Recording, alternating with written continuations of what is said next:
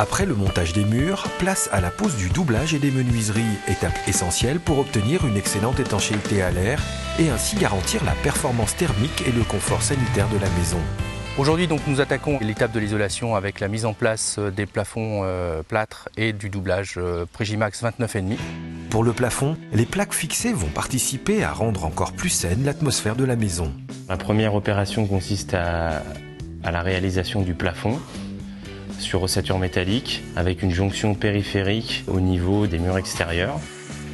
Le principe de cette Prégiplaque Air est d'absorber ces produits toxiques qui sont de la famille bien souvent des formaldéhydes, de les stocker à l'intérieur de la plaque et de ne pas les réémettre. Sa fonction principale est de purifier l'air ambiant et d'apporter un confort aux utilisateurs. Pour bien isoler l'enveloppe, le choix du doublage des murs s'est porté sur un complexe collé très performant. C'est un produit qui est relativement léger, qui est facile d'utilisation et il propose de bonnes performances thermiques et il a aussi de bonnes propriétés acoustiques. Le système isolant retenu a aussi l'avantage d'être tout à fait économique, ce qui le rend très accessible. C'est un produit d'isolation. Il a comme caractéristique d'être le plus performant thermiquement, puisqu'il a un lambda de 29,5.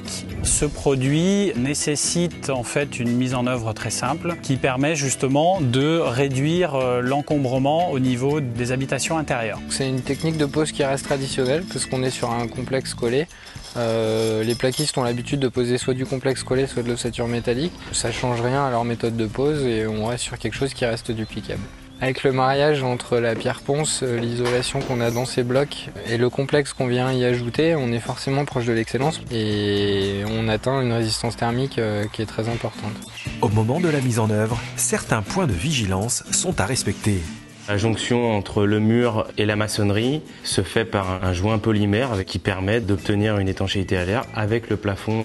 Au sol, elle se fait avec un joint d'environ 10 mm d'épaisseur qui est réalisé en mousse polyuréthane expansive. Et ensuite, le traitement entre les joints de plaques, que ce soit au plafond et sur les murs, se fait par des bandes à joints standards.